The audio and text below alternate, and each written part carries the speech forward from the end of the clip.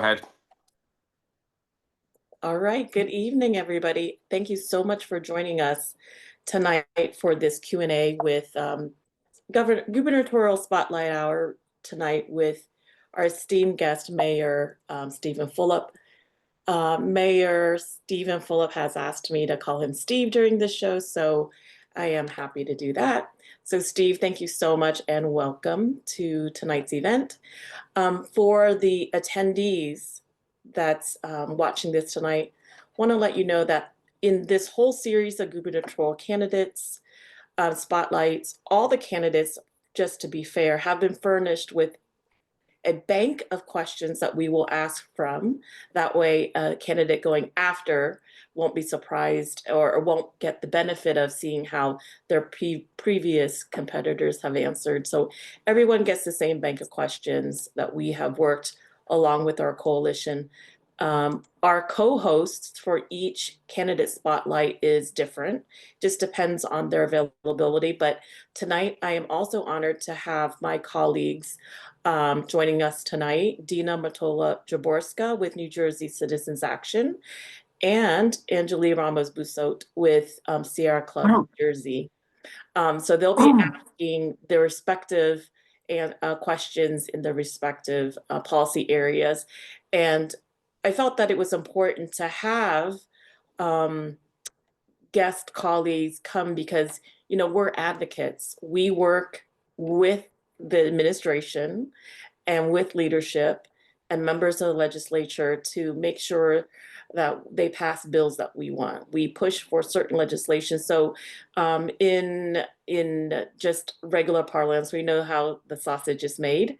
So we are very concerned about, and we have a lot of interest on who's going to be the next governor. So with that, all of our attendees were, unless they joined registered very late, they were all furnished with a background of Mayor Fulop, the way, the guidelines and everything. So we are just going to jump right into the program, if that's okay with you, Steve. Perfect. Awesome. This is great. So I encourage you and all candidates to just talk to us. I know this is a webinar format. It's not in a meeting format that you're certainly used to because you've done that all through the state. But I want you just to tell us really truthfully how you would handle certain, you know, policy changes. So with that, the first set of questions has to do with governing. And with that, I would like to bring Ms. Dina Matola-Jaborska to ask those questions. Okay, great. Thank you so much, Wynn. Thank you for inviting me. Mayor Steve, hi. Happy to be asking these questions of you. And there's just a few. The first one I want to ask you is, as an advocate, I know how important the relationship is between a governor and the legislature, including in the leadership in the legislature. And could you please describe your relationship with the legislature and the legislative leaders? Today or in general? Dina? Whatever you like. Well, look, there's a little bit of an ebb and flow to it. So I've been doing this for a little bit of time, and I've had relationships with them because I think we've got a lot done together. But at the same time, I think that they would tell you that there are certain things that I do that they don't appreciate, but I would say that those are in the name of good governance and moving the state forward.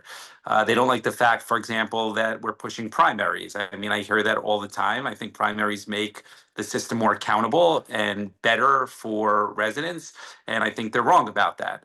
I think that often you have in Trenton not a lot of ideology as it regards to why people are there. If they're there because of kind of political practicality, really, at the end of the day. And you see it in things like last week with the Republicans and the Democrats coordinating around Matt Platkin's exit, right? I mean, you see the Republicans and Democrats coordinating again and again around issues that aren't really in the best interest of the public, from Oprah to campaign finance. I mean, you name it, right? This is just another one, the comptroller. So look, I think that I am willing to push and make people feel uncomfortable in a way that is unique to me with regards to things that I'm passionate about. But at the end of the day, I think that I have a list of accomplishments that speaks to the fact that I understand how to get things done. And one other thing, when people talk about like what your relationship is going to be like with people in Trenton, you got to remember that Chris Christie got his agenda over the goal line, even though it was an agenda that I didn't agree with. And I know you didn't agree with, And Dina, I knew you, but yeah. right. But he got it over the goal line with a Democratic legislature Did. because he understood how to move things Yeah. ultimately. And I think at times that Phil Murphy doesn't do that as much as he could. And I think I understand that coming as a mayor and based on personality. Yeah, that's great. Thank you. The next question is about what your vision is for how you're going to staff the cabinet positions, and also the boards and commissions that you have the ability to appoint people into. Yeah. So my thought process is that we're going to start to roll out some of these senior positions prior to the primary. It's a little bit of a different approach than Oh, some wow. of the others. Yeah. I would hope to announce the lieutenant governor prior to the primary. Already said that I give Matt Placken an opportunity to stay. I talk a lot about the Rutgers board, for example, and the importance of having academics on there and people with direct experience. Being a mayor, I've learned a lot. I've made some mistakes and I have some good ones and some bad ones as it relates to hiring, but I've learned a lot through the process. And I think that's an important part about this. So I'm going to do my best to get as far ahead of who I would surround myself with prior to the primary, because I think the transparency to the public is important. And I think it's helpful for me also to be clear with the public about what I'm trying to do. Yeah, that's great. I haven't seen that in the past, the early naming of cabinet heads. It's great.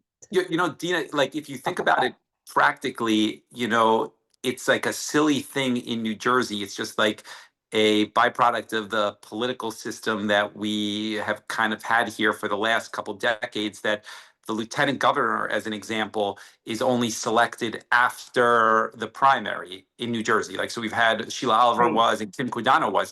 It doesn't make a lot of Yeah. sense, really. You should probably like outline that person earlier. So I've Yeah. said that I was going to do that because it makes sense for me from a political standpoint and the public from a governance standpoint. It's a win-win. Yeah. You know? It's really interesting. Thank you. Um, the next question is about what your vision and agenda is for New Jersey. I know we heard a little bit about that recently, but love to hear that again. Yeah. Look, I think that we're kind of in a unique moment here, and there's an opportunity for real transformational change. And I don't think that moment always exists, but I think that you have it today, both politically and governmentally. There's a lot of reasons why it exists today. I think that you have a governor and government over the last 8 years that has been effective on a lot of things, but haven't really leaned into a lot of issues as aggressively as they can. And so that leaves an opportunity around, desegregation of school and housing, where I think Phil Murphy has punted. New Jersey Transit hasn't really been fixed. We've tried to outline a lot of that stuff in detail, which I could get to you if you really want to talk through it here. So like part of it is that, and really being consequential on that front. I think finishing the job with regards to changing the political climate is really what this campaign is about, on the accountability with the primaries and the lane that I'm in. It's unique to anybody else. And I think that should we be successful, you'll have a totally different political paradigm for the next decade or 20 years, which is great. And then I think that there's a lot of things around revenue and dollars that need to be fixed in New Jersey if you're going to make this state livable.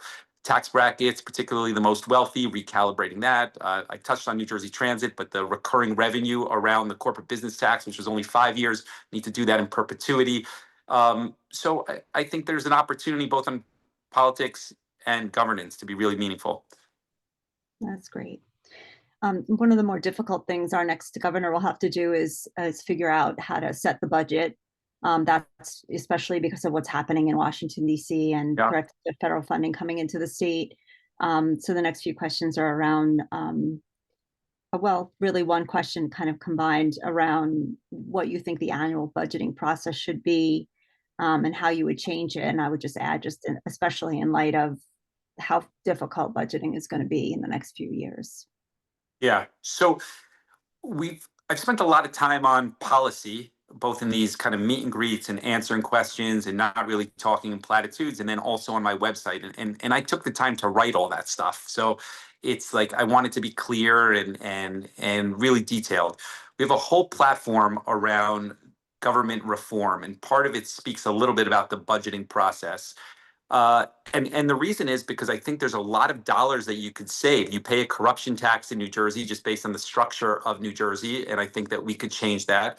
And then there's a transparency issue around that. So there's a couple things that we would really lean into. First is the timeline of budget introductions and adoptions. Sunlight's a cleanser, and the way it works today, June 30th to July 1st, the whole budget process, probably not the best for that, number one.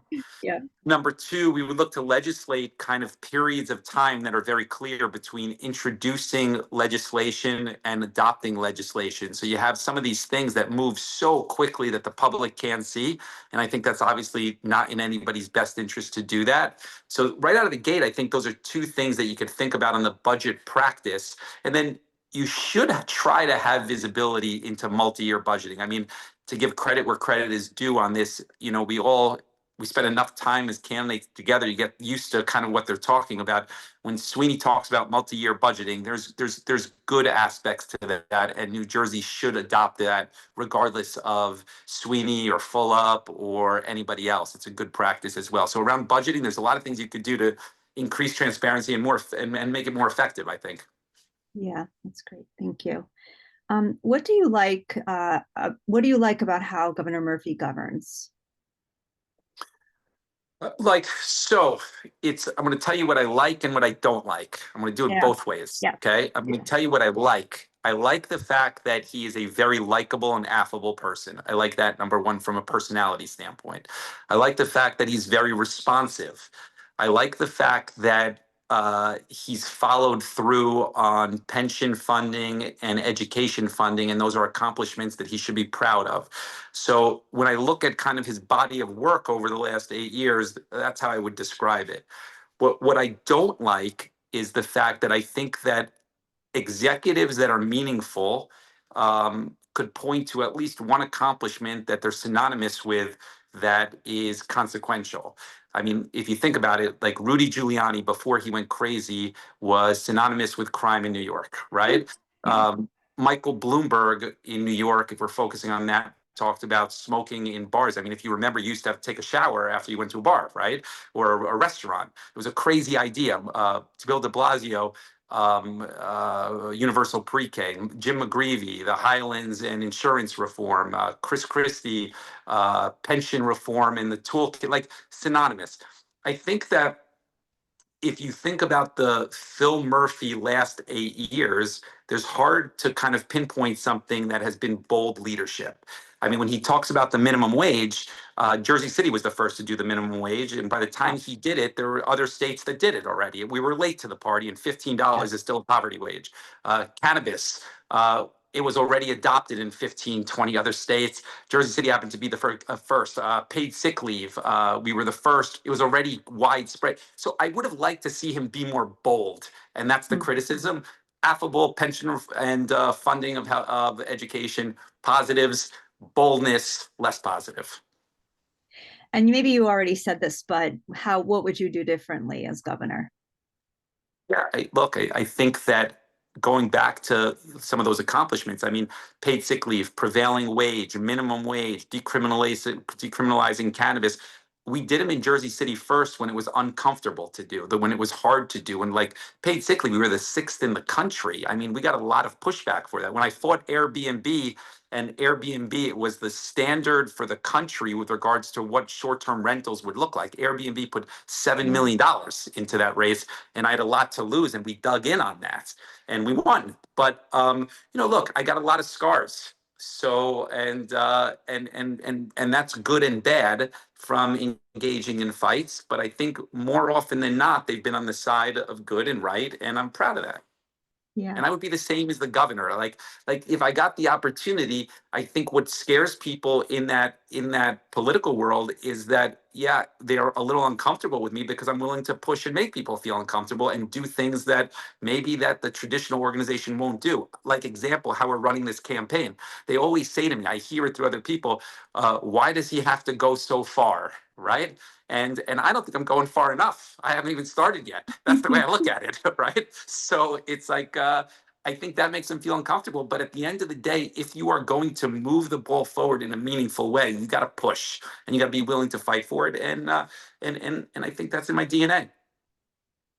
Great. I just want to say one thing, Tina. You got me started Yeah. on that. When people say like the change in Jersey City, it hasn't been perfect, and I'm sure we'll talk about this, right? But there's been more good than bad, and by far. And the reality is that when people say that, of course Jersey City would have this transformation. It's 3 miles away from New York City, and of course that would happen. I always say the same thing. I say Jersey City's been 3 miles away from New York City for 250 years. The last 10 years have been different because we're willing to push and Yeah. fight and experiment, Yeah. etc. Yeah, that's right. Okay. Thank you. One last question for you, just a big topic now. What would you do to protect New Jersey from the policies and practices of the Trump administration? Look, everybody's going to tell you more or less the same thing, that we're going to be vocal and fight. I mean, I think there's two things that I've said that are more concrete and substantive than others. The first is Matt Platkin's been at the forefront of fighting from an attorney general standpoint, and I've said that I'd give him the opportunity to stay. And I said that yesterday or today to Matt Friedman from Politico again, because he asked if anything's changed. I said absolutely not. We have somebody there that's been a fighter and tested, and I think that that position shouldn't be a political horse trading position. We got a fighter in these moments. You should keep him there, number one. Number two is, we focus a lot on the activist space about calling your federal representatives to advocate for or against legislation in Washington. And that's important. I don't want to minimize it, but the most important thing is to hold Trenton accountable, because there's a lot of things that we can do here with a blue governor and legislature to protect the trans community, to protect immigrant rights, women's reproductive rights. There's legislation down there that's actually sitting there that your leadership in Trenton is unwilling to do, and that's a shame. That's where we should be directing our energy to. And I think if I was there, I'd be pushing on this because I think it's an opportunity really for the state to lead. Thank you so much. Steve, I really appreciate how much you've engaged the voters. It's been great. Thank you so much, Dina. I appreciate you. Thank you. Thank you. Hey, Dina, you actually have a minute and a half. Are there any questions that you want to ask regarding the governing and governance space here? Oh, no, I don't know. Well, think about it. I can give you back your minute and a half. Think about it. Yeah. Thank you so much, Dina. I appreciate it. So, All right. So next up is democracy questions. It leads right into from governing. So Steve, as you mentioned before about the Open Records Act, I'm not sure how much of our audience really knows about the Open Public Records Act, but it was passed this last year, as you mentioned, to weaken the transparency and open government, including a law that limits public access to government records. So if elected, do you commit to restoring and strengthening the provisions of OPRA, short for Open Public Records Act, to ensure greater accountability, transparency, and public access to government records? And if you could, please specify any reforms or actions that you would prioritize in this effort. Let me say that we have more Oprah requests in Jersey City than any municipality, including Newark. We do about 5,000 to 6,000 a year now, and as I've became more of a candidate for governor, those things only increase. And we have a staff that constantly handles that. And our effective rate is like 99.99999%. I mean, we're not perfect, but if you look at the numbers and how we engage, I think we have a great team and we're very good on it. When the proposals came forward, I was amongst the first people in elected office to say this is a bad idea. Not every candidate for governor did that. You had some with county support and these political bosses that had to check with them, and then later came out with comments about open public records. I think this is kind of like speaks to what kind of governor somebody's going to be. Those with the county supports, particularly in Essex and Middlesex, had to check and then were late to the party.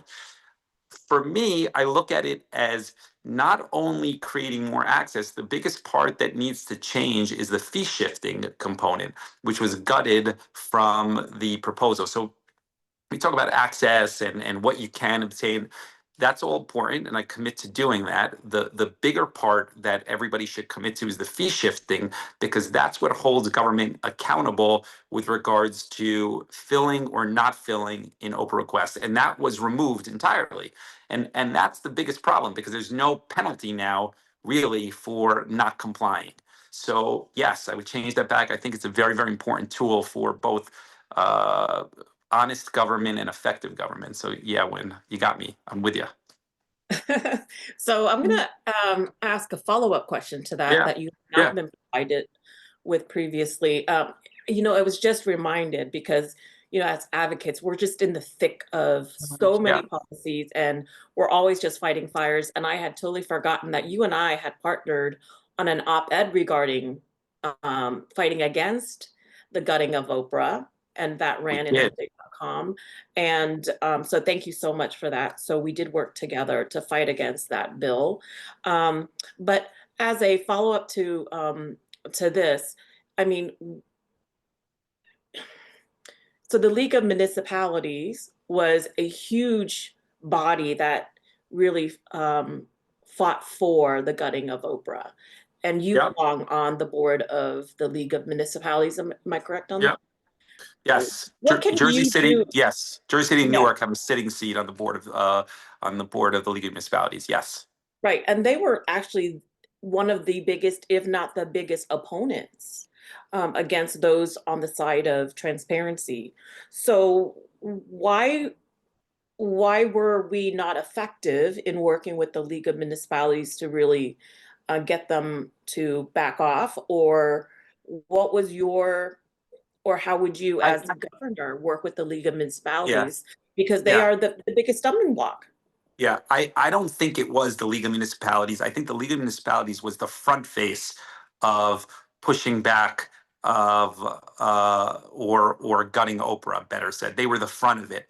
But the reality is that the legislature wanted to do that because of the system of government that exists in New Jersey. So the League of Municipality isn't this 800-pound gorilla that gets everything that they want. If anything, they don't always get what they want. They're talking about like always energy tax receipts, for example, that they can't get, and this and that. But in this situation, the legislature felt good about Oprah, and they used the League of Municipality as the front in order to achieve that. I think that the place that they should have stood is on the fee shifting, because going back to that part of the conversation, if you said that, all right, you don't have X number of days to comply because we don't have the manpower. Let's say a small mayor in a municipality in Hunterdon County says, I cannot comply because it costs me money to hire somebody to handle these Oprah requests. And that may very well be a fair thing for them to say, and we should be conscious of that. But then you say to them as a solution, you say, okay, maybe if I gave you 2 extra days or 3 extra days, it would work better for you, but we should still have access to that information. That's where it should have landed if that was a valid argument. The fact that they gutted the fee shifting component of it, so basically saying that there's no penalty if you don't comply, leads me to the conclusion that it was really the legislature that wanted to do that. The League of Municipality was the face of it. So again, I think that if you have a forceful governor that understands the nuances of governing, you would be able to get that component pushed back. And I would do that because I think I understand the importance of it, you know? Well, certainly having the most number of Oprah requests in the state, definitely. I want to move forward to the next part of this, and which you had mentioned before, the 2023 Election Transparency Act, which was overhauled. And so since then, we have seen a lot of consequences. We've seen the floodgates of outside dark money. It raised sometimes double the contribution limits to political parties and candidates. So following the passage of the law, and this is for our audience, more than 150 contractors or their executive contributed to, in the 2023, to the political parties. The analysis was done by NJ Advanced Media that showed this. Those funds came largely from big engineering companies and law firms, Yeah. and included 38 contributions of at least $10,000, of which 10 were $25,000 or more. So how would you, if elected, strengthen New Jersey's campaign finance laws to curb the influence of money in politics and strengthen pay-to-play rules? And please be specific. Yeah. Okay. So the original redeveloper pay to play and contractor pay to play, the first place that passed with the citizens campaign was a petition and referendum that I did in Jersey City. And then it became the model that Chris Christie and the DCA then used for others to pass as part of compliance. I'm going to go back to the fact that I don't believe that it was only about increasing limits when the legislature passed it. I think that there were other parts of it that we need to really think about and analyze that the legislature was moving on. First, they forgave penalties that some of them had. So they changed the look back period from 5 or 6, 7 years, right, to 2 years, and anything prior was forgiven. It's a big problem because it speaks to integrity on that ultimately. Then they changed the limits, and they changed the limits not only to increase the limit. I think there's a valid argument to say that you want to increase the limits or these limits, and with inflation, it's a fair thing to say. But what they really did was they concentrated the limits into the county structure. So the largest donations end up being at these county structures that they disproportionately control where the money goes. So you concentrated power more into the exact thing that people were trying to fight against. It's a problem.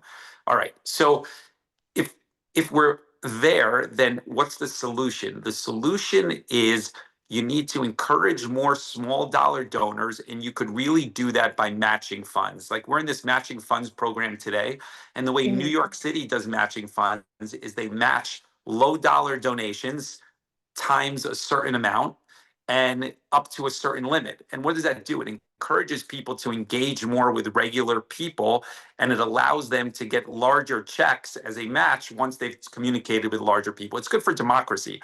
You got to sell it a little bit to the public because people are always adverse to public dollars going towards campaigns, which I understand.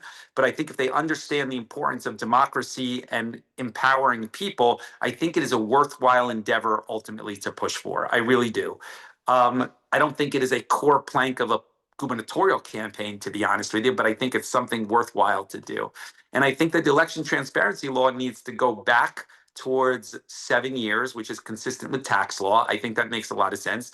And then the final part I would tell you was they said that they would fund in the budget additional staff for compliance in order to meet those 2-year objectives, and that never happened. And so that's another gap in this thing that the governor can solve immediately, and I think they should. Thank you for that. I appreciate that. The next one has to do with the county line system, which our attendees all know very much about. We were part of the New Jersey Fair Ballots Alliance. Yeah. That did a lot of the work to educate the public on the county line. So you have heard, and I think you said this many times, but I suppose your answer is yes to supporting the office block ballot with an equal and fair ballot draw. What would you do as governor to make sure that we do have fair ballot draws with randomized ballot draws, and possibly even a rotational basis so that the candidate appears equally in the first position in front of the pool of voters, because other states do have that ability. Yeah. So let me take a step back and say that in all my time in office, councilman, mayor, I've never had the support or ran with a county line. Okay, never once. And when I started to run for governor, and it looked like I had the support of the Hudson County organization, and I've always had a kind of a complicated relationship with them. And some other counties were leaning in my direction. You could Google it. This is 4 months or 3 months before Andy Kim's lawsuit. I did an interview, and somebody said, well, what would you do with the county lines if you get elected? And I had everything to lose at that point. And I said very clearly, I said I would get rid of the county lines if I elected governor, that they're inherently bad. And that probably cost me some of the infrastructure that supported me, but I didn't really care because I was building a campaign anyway to compete in that front without them. And I thought that, like I said, my goal was to get rid of it regardless. I highlight that because the same interviewer asked me, Mikey Sherrill, and Josh Gottheimer all within 3 days. And it was on the NJ Globe. Mikey had no comment, and Josh said it was a good thing. And I said it was a bad thing. That's how the three of us laid out in that. You could Google that, and I think it speaks to what kind of governor we're going to be. I believe, and I continue to believe, that we need not only office block ballot, but the next step in this is ranked choice voting. I think that we need to continue to evolve democracy in New Jersey in a way that empowers people beyond just the office block ballots. I think that our campaign, should the down ballot people be successful, and myself, it will send a clear message that these county apparatus are really like emperors with no clothes, that it really has no substance behind it. And then I think the natural progression is expanding beyond that office block to a ranked choice vote, ranked choice ballot sort of format. But anything that includes and increases democracy, same day voting registration, more advanced voting, all good things, all things I would support, all things I'm not scared of, because I think that I have a clear idea of what I want to do and an understanding of the issues better than most. And I think the more time I have to communicate that, it's a good thing, and the more people can be engaged. So I think all forms of democracy engagement is good. And you got to support her on that. Wonderful. So that's actually my next question, which is, and you mentioned same day voter registration. So I'm going to ask you to keep this to 1 minute response. Okay. All Same right. day voter registration, Governor Murphy certainly supports it, but he's had trouble getting it through the upper house and the lower house. What would you do differently to make sure that we have same day voter registration? Look, there is a difference in governing when Phil Murphy says I support something versus willing to lean into something and horse trade around it and really beat the ground on it and do town halls on it.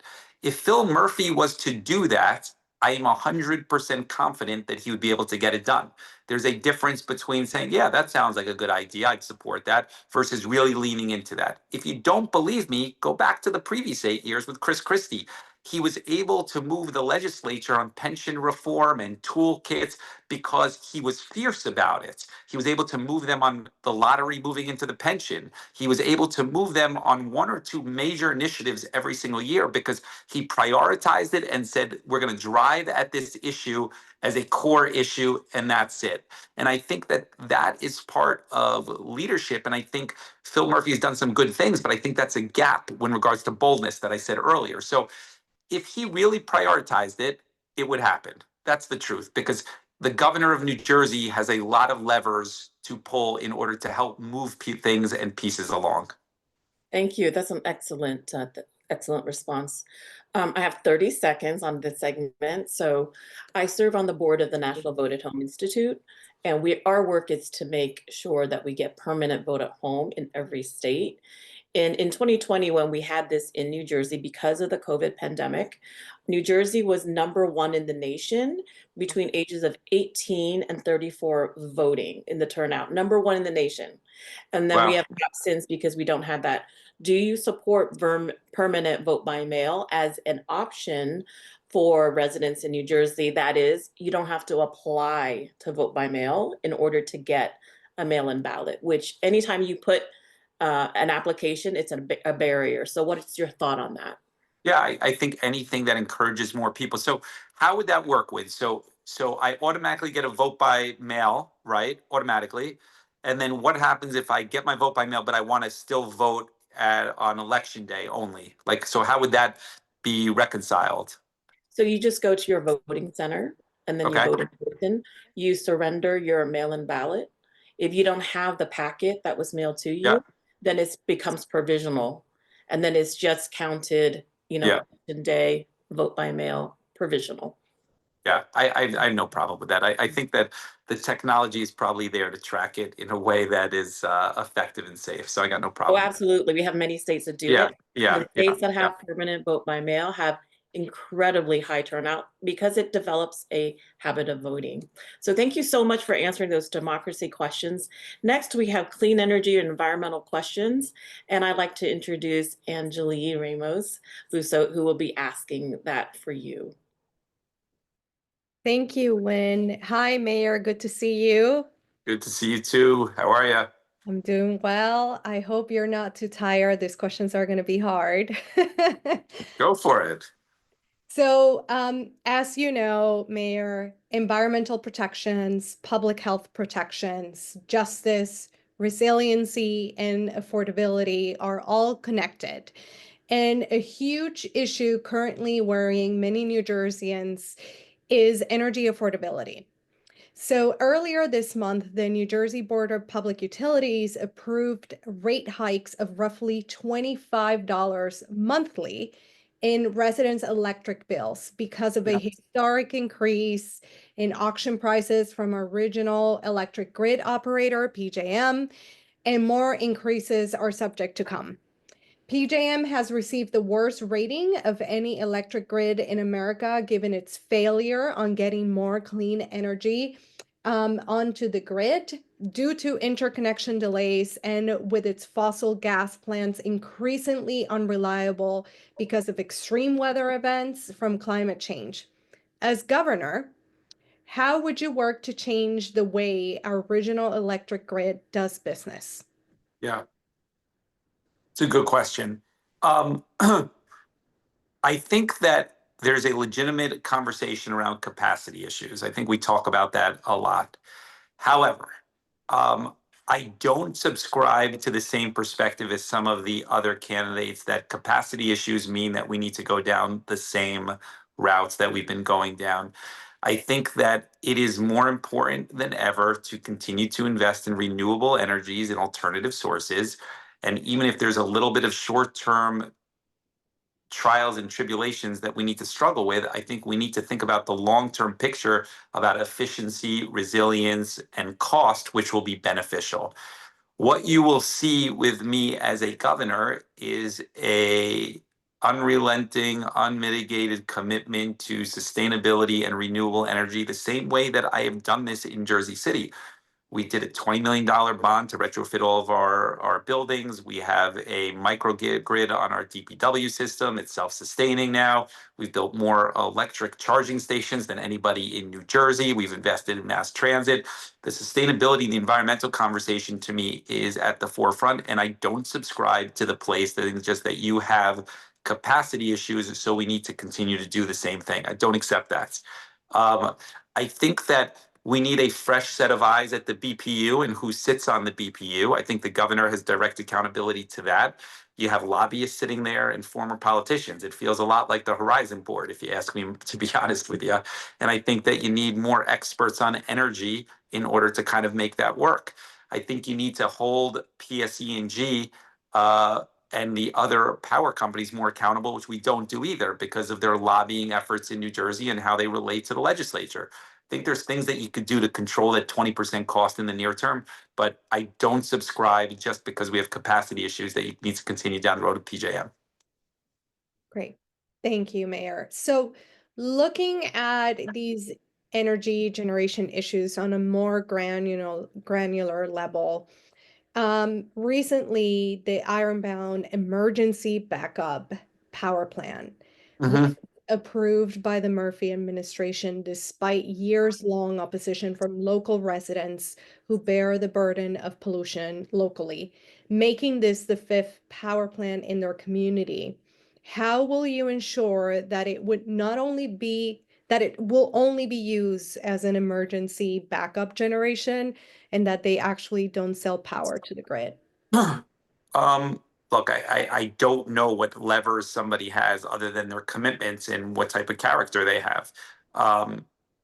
I think there's an inherent problem with where these things are placed to begin with, and there's an environmental justice conversation.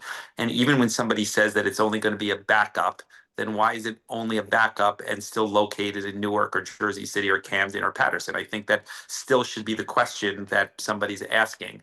Um, the reality is that if you look at somebody's track record, there isn't anybody who's been more committed to the resiliency and sustainability conversation than I have. Okay. And we've leaned into a lot of politically tough things. I was the only guy for congestion pricing when everybody else was against it. I said, no, it's good for the environment and good for health reasons. And these are the reasons why. Turnpike widening, same thing.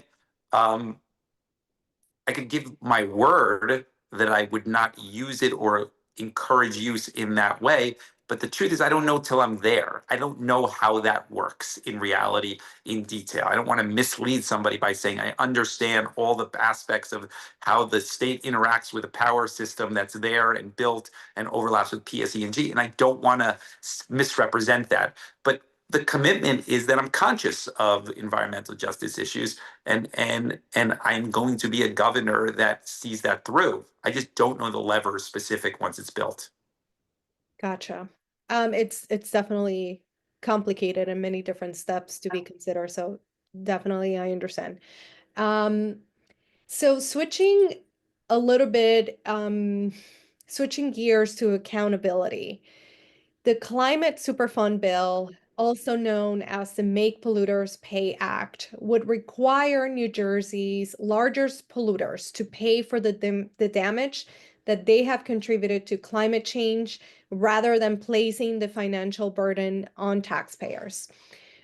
Excuse me. Do you support this legislation? If yes, how will you ensure it is effectively enforced so that our state's most vulnerable environmental justice communities receive the necessary funds for climate resilience to avoid, moderate, repair, or adapt to the negative impacts of climate change? Yeah.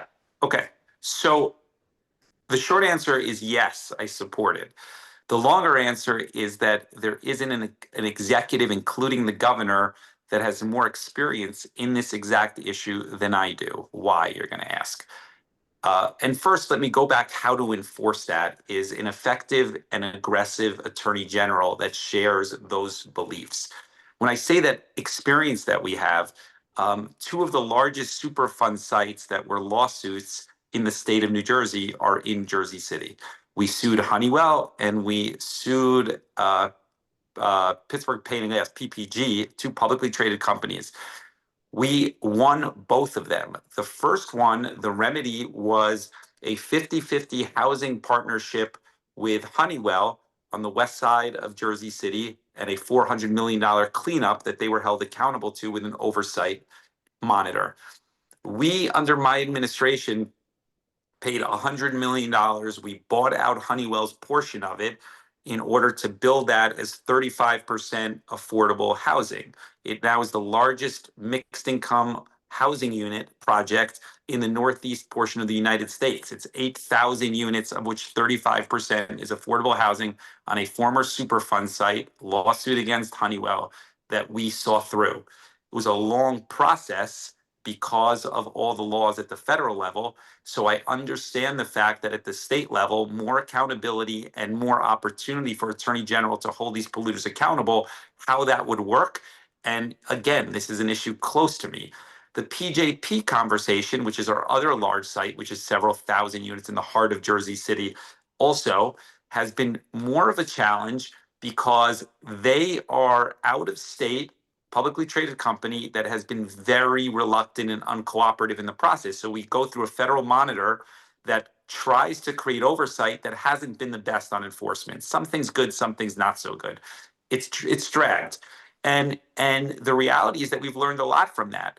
And so having the opportunity at the state level to appoint monitors and to hold polluters more accountable directly with state laws and not only relying on the federal laws is something that I know personally. So we've done it at the federal level. So I think we have a track record that speaks to that we do it on the state level.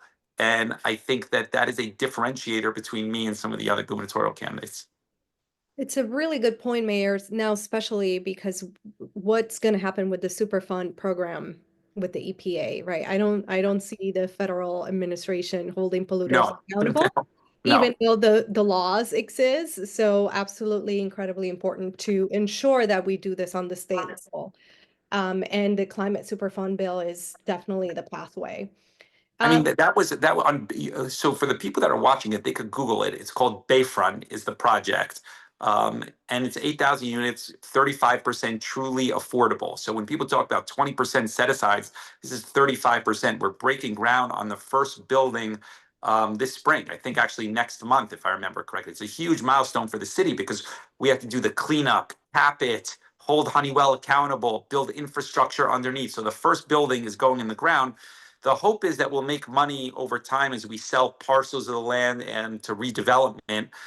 It'll be after my tenure, but I think long term, the west side of Jersey City will be a gem like the east side of Jersey City. But the reality is that had we not had the federal tools and a federal government at times that was willing to work with us, we wouldn't be in this predicament. We would still be fighting with Honeywell, who, of course, I mean, who wants to pay $400 million for a cleanup? I mean, it was a major line item on their balance sheet, but ultimately it worked. And it would be great if New Jersey had those same sort of tools. Yeah. Great. Thank you, Mayor. So moving into the transportation sector, Yes. in order to better protect our most overburdened residents living near ports and warehouses and chronically exposed to health-harming air pollution, will you oppose any rollback of diesel reduction measures like the Advanced Clean Truck Program, or the rule, which New Jersey is implementing right now by getting more electric trucks on the road? Yeah, unequivocally, the answer is yes. I would oppose that. And look, Oppose the delay. Oppose the delay of. I would oppose a delay. Yes, of course. I think, but I want to say two things on that. Okay, and I'm going to speak openly about kind of some of the environmentalists in New Jersey because I know that you're passionate about, but I'm not going to mix words on this. The first is that the reason I feel the urgency of now, I mean, I have a 6-year-old, a 4-year-old, and a 1-year-old downstairs. Okay. And I do think about it. What is this world and this environment going to look like for them? And this is an opportunity to make change that you're never going to get back. The time that we lapse now with regards to the environment is not something that we're going to have a second chance on. And the reality is that people will always say that there's an affordability moment and we can't afford it now. It's always going to be the conversation. If you go back 4 years where you had a Democratic Senate, a Democratic House, and a Democratic president, and you were the conversation around the Green New Deal was still we can't afford it at that point. So at what point, and the stock market was roaring, and at what point is it you can afford it? The reality is that unless somebody's willing to push for it, you can never push for it. And this goes back to what I was going to say. Look, I wasn't endorsed by the League of Conservation Voters, even though I have the best track record of anybody on the environment and sustainability. And it bothers me because it speaks to the fact that at sometimes some of these groups are not really in it for only the movement of the issues, sometimes for proximity to power. And the fact that their endorsed candidate at their own press conference said that she would not support this clean energy or make a commitment speaks volumes about the priorities of some of these groups. I felt a special sort of way about this. I'm not mixing words with you guys. I'm being totally honest on how I feel because I think that the environment issue is a core issue for New Jersey and for anybody that has a family or wants to live here. You see, it's getting hotter every single year, particularly in urban areas. You see infrastructure breaking down. You see more mass storms and climate change events. I mean, we're really in some dangerous times here. And I think that I appreciate you, Angeli and Sierra, but I always say that like these activists need to push us into an uncomfortable zone, which I think you're doing. You do a good job of this in order to move policy forward and hold people accountable. And that doesn't always happen in New Jersey because of our political system here. And that's a travesty. And I'm hoping to change that. Thank you, Mayor. Okay, so sticking to transportation sector because it's so much, so nuanced, so Yeah. complicated. You mentioned earlier talking to Dina, NJ Transit. So here's our next question for you. As governor, what specific steps would you take to ensure long-term dedicated funding for NJ Transit? Bear with me because there's like a million questions here. Yeah, go ahead. How would you prioritize electrification in your transportation policy? And how would you ensure environmental justice considerations are fully incorporated into NJ Transit's planning and decision making? What specific steps would you propose to revamp and modernize NJ Transit to improve service reliability, reduce delays, create equitable route access, and address the needs of all riders? How would Yeah. you ensure that these improvements are financially sustainable while prioritizing equity, environmental concerns, and the state's economic growth? Would you pledge to end the rates to NJ Transit's capital budget and use the dedicated corporate transit fee funding exclusively for NJ Transit? A lot of questions over there. A Would you million. do this? All right. Let me take a step back and say I do feel that I am uniquely situated to fix some of these issues because I have a direct experience on them, and I'm more detailed than anybody because I actually am in the weeds on these issues. Other candidates are going to get on here and say, we need to fund New Jersey Transit and do this, or more advertising. And those aren't serious answers. Those aren't real things with regards to solutions for New Jersey Transit. Okay. When I outlined initially on our website, our transportation plan is 18 pages long that I wrote because it really speaks to here's what I learned in Jersey City, here's what I did, and then here's what I would do in order to change New Jersey. And in Jersey City, I think I have a lot of experience. The largest microtransit system in the country to serve underserved areas and minority communities is a partnership that Jersey City and our administration started. We've done 2.5 million rides in the last 4 years. Okay, it's hugely successful. We're in the ferry business. We're the first in the state to do Vision Zero to drive traffic fatalities, deaths down to zero, which we achieved in 2022. Complete streets. We've been at the forefront of it. So I know a thing or two about this. I'm going to start with New Jersey Transit. In order to fix it, and I say the first thing that we need to do is focus on revenue in order to fix some of the complicated issues in New Jersey, and one of which is New Jersey Transit. Phil Murphy talks a lot about the corporate business tax that he implemented last year. The genesis of that idea was our policy paper a year early, and New Jersey Policy Perspective actually gave us credit for it. It was out of our policy paper that they took that out. When we proposed it, they laughed at it. They ended up implementing it. But in typical New Jersey way, they only did it for 5 years. I mean, they did it kind of half-assed. And so the problem with that is that you can't bond and capitalize against a 5-year revenue because it's not recurring. And so you need to fix that right away in order to make it a perpetual tax in order to fund New Jersey Transit. And you need to be able to bond against that in order to modernize the stations and make them cleaner, safer, and more inviting for people to increase ridership. That's an important thing first out of the gate. The second thing is I would cancel the turnpike widening that goes into the Holland Tunnel. It's an $11 billion project that all of New Jersey pays for. And it's so silly. I mean, they said it's for expediting traffic. And if you take a step back and you think about it, it doesn't matter if you put 45 lanes wide, the Holland Tunnel is still 2 lanes. So you're still going to have that same bottleneck ultimately at the mouth there. We would take the money in order to safety improvements, prioritize that, and then the balance, which is billions of dollars, we would dedicate towards light rail, particularly the Bergen extension and then the Camden and Gloucester extension. And I think that you need to alleviate traffic from the streets by creating better mass transit options. Third, what we would do is regarding the privatization of buses that's happened over the last 20 years in New Jersey Transit.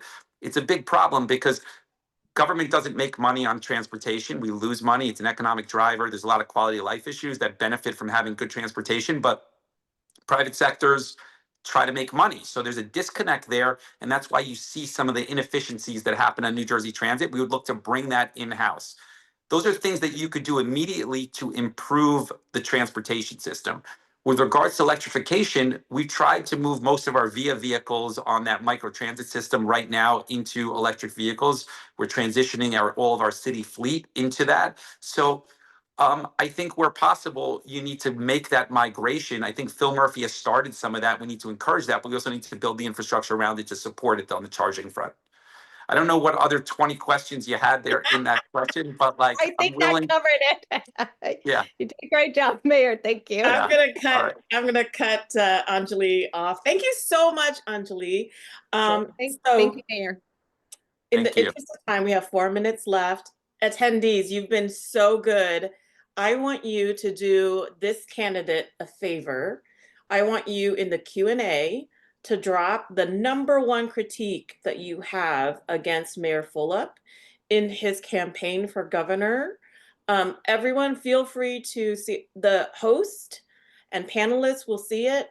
And I hope, you're in a friendly webinar of sorts, Steve, but should you prevail in the primary, you're going to be thrown at a lot of things in the general. So we want to make sure that you hear it from the folks to see what they think, Yeah. what are their criticism. So if our attendees can just take this moment while I'm talking to drop in your #1 critique of Mayor Fulop in his campaign to governor, so we can see that, and then we'll provide it to the mayor. You can also email it to me at win@atnj.org.